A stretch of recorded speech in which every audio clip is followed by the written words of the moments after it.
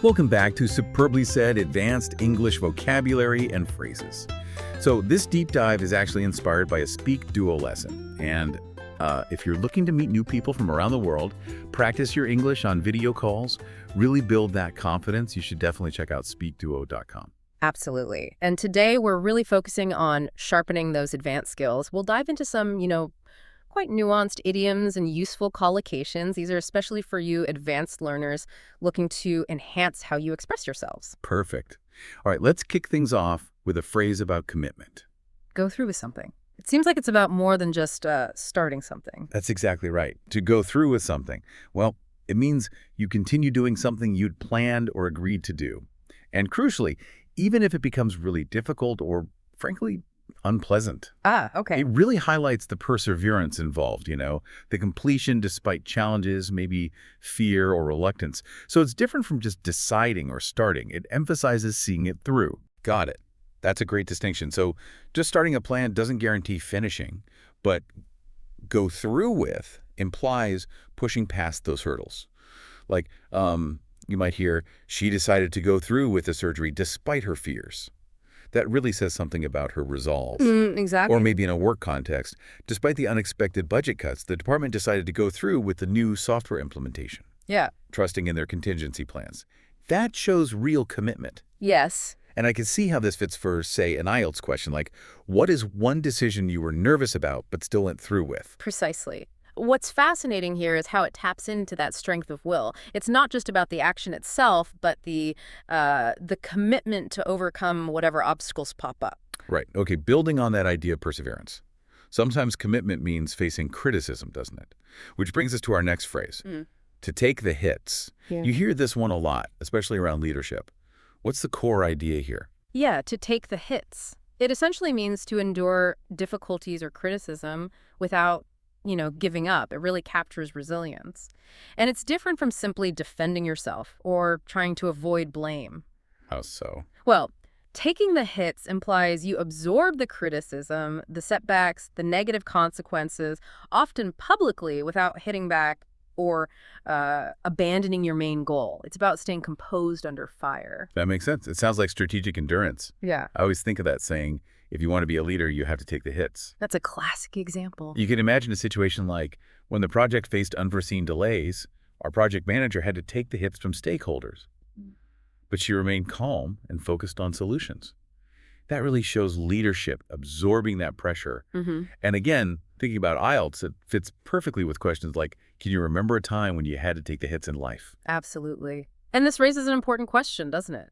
About how we manage pressure and maintain composure when we're under scrutiny.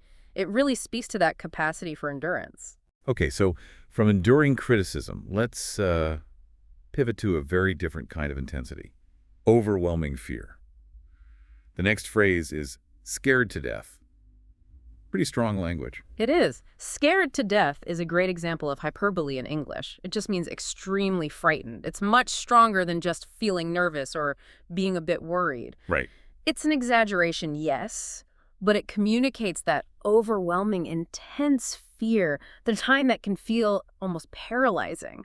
It really paints a vivid picture, making your language much more expressive. It definitely amplifies the feeling. I remember being scared to death before my first big public speech. The feeling was just huge. Or maybe a more everyday example. Yeah. When the roller coaster suddenly stopped right at the very top, I was scared to death for a moment. Yes, exactly. And you could easily use this answering an IELTS question like, when was the last time you were scared to death? Precisely. It captures that intense, overwhelming feeling that's way beyond normal nervousness.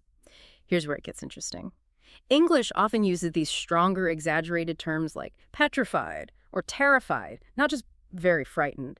It's a way to really convey that emotional intensity. That makes sense. Okay, let's shift focus now to how people's perceptions are shaped. Our fourth phrase is to make someone out to be something. What's going on here? Right, to make someone out to be something. This means to describe or portray someone in a particular way, and often inaccurately or unfairly. It's different from just objectively describing someone or, trying to understand them. Okay. This phrase often implies there's an intentional or biased angle to the description. It suggests someone is creating a distorted image, could be positive or negative, that maybe doesn't match reality. It's about constructing a narrative. That distinction about constructing an image feels key. like the classic example. The media made him out to be a villain, but he's actually very kind. You see how the portrayal creates the perception. Or maybe at work. My colleague tried to make me out to be lazy in the meeting, but I'd actually been working on a different priority all week. A common scenario, unfortunately. And this connects directly to potential IELTS questions like, have you ever been made out to be something you're not? It does. And if we connect this to the bigger picture, it really underscores how interpretations and portrayals can seriously impact someone's reputation, you know? It highlights the power of narrative and how easily a skewed view can stick. Very true. Okay, shifting gears again, let's look at a phrase that's just brimming with ambition and courage. To take on the world. This one feels really positive. Oh, absolutely. To take on the world, it means you feel ready to face really big challenges with a lot of confidence and energy. It's a powerful feeling. And it's more than just being ambitious or setting big goals. It conveys this almost overwhelming sense of readiness, this bold confidence to actively tackle huge, maybe even global scale challenges. There's a high energy to it. Yeah, that feeling of near invincibility. Like after a major accomplishment, after graduation, she felt ready to take on the world. You could just feel that surge of belief. Precisely. Or, more personally perhaps, after years of dedicated study, I felt ready to take on the world with my new medical degree. A great example. And it's perfect for answering IELTS questions like, when in your life did you feel ready to take on the world? It is. What's fascinating here, I think, is the sense of limitless potential it conveys, that fearless determination. It's a powerful statement of self-belief, suggesting you're eager for whatever life throws at you. Definitely an empowering one. Yeah. Now let's move to something quite different, a very visual and honestly quite aggressive idiom. To stick a finger in someone's face. That paints an immediate picture. It really does, doesn't it? This phrase means to confront or accuse someone in a very aggressive, almost physical way. It's definitely not just disagreeing or even criticizing firmly. Yeah. To stick a finger in someone's face signifies this hostile, blaming kind of confrontation. It implies extreme anger and a total breakdown of respectful communication. It's a clear escalation. You could just feel the tension. He stuck his finger in my face and started shouting. You know, immediately that conversation went off the rails. Completely. An IELTS-style example might be, I once witnessed a heated debate where one person became so irate that they started to stick a finger in the other person's face, immediately ending any constructive conversation. Right. And that relates easily to questions like, have you ever had someone stick a finger in your face during an argument? Okay, let's unpack this. It's a distinctly confrontational gesture. It immediately signals conflict escalation and usually means any productive talk is over. It's aggression made visible. Yeah, definitely not a good sign. Okay. Next up, a phrase often used with a bit of irony, I think. Sunshine and rainbows. Ah, yes. Sunshine and rainbows. It describes a situation that is just perfectly happy, problem-free, completely ideal. It evokes this idyllic, untroubled state, but it's more than just having a good day or being optimistic. Right. Often it describes an unrealistically perfect scenario, so it's frequently used to contrast with the complexities of real life, or maybe to temper expectations that are a bit too high. Exactly. It sets that unattainable bar. The classic is, life isn't always sunshine and rainbows. It's that gentle reminder that, challenges happen. Or in a business setting. The initial phase of the startup felt like sunshine and rainbows, but then the market shifted and we had to adapt quickly. A very realistic use case. And for IELTS, it could relate to questions like, do you think people should expect life to be sunshine and rainbows? And this raises an important question, I think. Are we sometimes too focused on searching for that sunshine and rainbow state when actually embracing a more balanced view of life's ups and downs is more helpful? Something to consider? That's a great point. Okay, finally, we have to start training. This one sounds straightforward, but maybe there's nuance. It's about beginning a dedicated process. There is a nuance, yes. To start training means beginning to prepare for a specific physical or skill-based activity. It's different from just starting to learn something casually or maybe beginning to practice here and there without a real structure. Start training usually implies embarking on a structured, disciplined program. There's a clear goal, maybe a sport, a musical performance, mastering a complex skill. Got it. So it's about that purposeful preparation, that commitment to a structured path. Like, he will start training for the marathon next week. You instantly know that means a serious regimen is involved. Exactly. Or for a skill. After years of wanting to play the guitar, I finally decided to start training with an instructor next month. Perfect. And this is great for IELTS questions like, if you could start training for any sport or skill today, what would it be? So, what does this all mean? It really signals a clear intention, moving beyond just casual interest towards dedicated, methodical improvement, setting a goal and taking deliberate steps. Fantastic. All right, you've definitely heard a lot of great advanced English phrases today. Now let's try to solidify that understanding with a quick quiz. Yeah, active recall is so important for learning effectively. Let's see how well these new expressions have sunk in. Okay, first question. Go through with something most nearly means to. Option A, start a plan but delay it until the risks feel smaller. Option B, complete a planned action even when it becomes difficult. Option C, consider a plan carefully without taking any steps yet. Feel free to pause here if you need to think about go through with something. Right, the correct answer for go through with something is option B, complete a planned action even when it becomes difficult. Remember that example? Going through with a surgery despite fears. It's about seeing it to the end. Precisely, pushing past that hesitation or hardship. That's the core of it. Question 2. To take the hits most nearly means to. Option A, argue back at once to defend every choice you made. Option B, avoid blame by shifting problems to someone else quickly. Option C, endure criticism or setbacks without quitting the goal. Pause now to ponder what it means to take the hits. Okay, the answer for to take the hits is option C, endure criticism or setbacks without quitting the goal. Just like we said, a good leader sometimes has to take the hits. That's the essence of it. Resilience, absorbing pressure without getting derailed. Quiz question 3. Scared to death most nearly means option A, extremely frightened to the point you feel frozen. Option B, slightly nervous about a routine and predictable task. Option C, uneasy but determined to go ahead despite small doubts. Take a moment to consider what it truly means to be scared to death. The correct choice for scared to death is option A, extremely frightened to the point you feel frozen. Remember being scared to death before that big presentation, that intense feeling. Exactly. It's all about that overwhelming fear, much more than just typical nervousness. Question 4.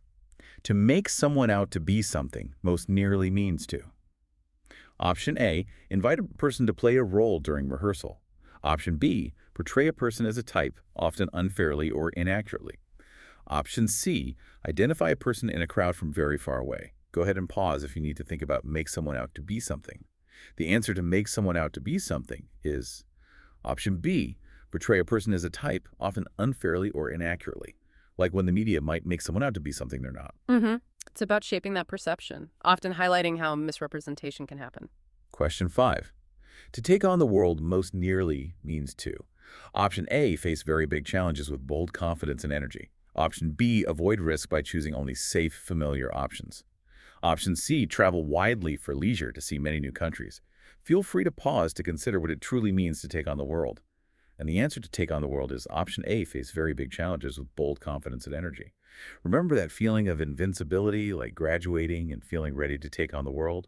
It perfectly captures that powerful mix of ambition and self-assuredness. Moving on to question 6. To stick a finger in someone's face most nearly means to. Option A, gesture to point toward an object in the far distance. Option B, tap someone lightly to get attention in a noisy room. Option C, confront someone aggressively in a blaming, hostile manner. You can pause now to decide what it means to stick a finger in someone's face. The correct option for stick a finger in someone's face is option C, confront someone aggressively in a blaming, hostile manner. It's that clear sign of an aggressive argument getting out of hand. A distinctly confrontational gesture, absolutely. It signals immediate escalation. Question 7. Sunshine and rainbows most nearly describes. Option A chaotic mix of ups and downs that confuses everyone. Option B, a perfectly happy, problem-free situation that seems ideal. Option C, a hopeful plan that still admits risks and limits. Take a moment to ponder the meaning of sunshine and rainbows. The answer for sunshine and rainbows is option B, a perfectly happy, problem-free situation that seems ideal. Like when we remind ourselves that life isn't always sunshine and rainbows. Right. It represents that idyllic, untroubled state, often used to contrast with reality. And finally, question 8. To start training most nearly means to. Option A, begin a program of practice to build a skill or fitness. Option B, set a long-term goal without changing daily habits yet. Option C, watch experts and collect tips before taking first steps. Feel free to pause here if you need to think about start training. The correct answer for start training is option A. Begin a program of practice to build a skill or fitness, like deciding to start training for that marathon next week. That deliberate action. It signifies that structured approach, moving beyond just thinking about it to actually doing the work. Wow, what a deep dive today. Here's where it gets really interesting. Truly understanding these phrases, it just unlocks a whole new level of confidence in English, doesn't it? It really does.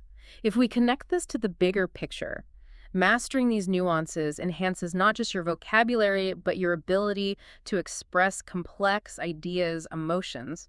Precisely. It's about moving from simply speaking English to truly mastering its subtleties. And just a gentle reminder, this whole exploration came from a SpeakDuo lesson. So if you're serious about taking your English up a notch, definitely check out SpeakDuo.com. It's a fantastic way to find speaking partners and really elevate your fluency. And for those really committed, SpeakDuo has premium offerings. You get unlimited practice sessions. And there's the Pro option too, which includes AI feedback to help you improve even faster. Plus, there's a 30% discount available with a 6-month plan right now. Really helps you speak with confidence. Excellent. And please don't forget to check your email for the daily quiz and podcast review to keep these phrases fresh in your mind. And if you enjoyed this deep dive, we'd be so grateful if you could leave us a 5-star review. It really helps others find the show. So what does this all mean for you? Which of these phrases will you take on the world with in your conversations next week?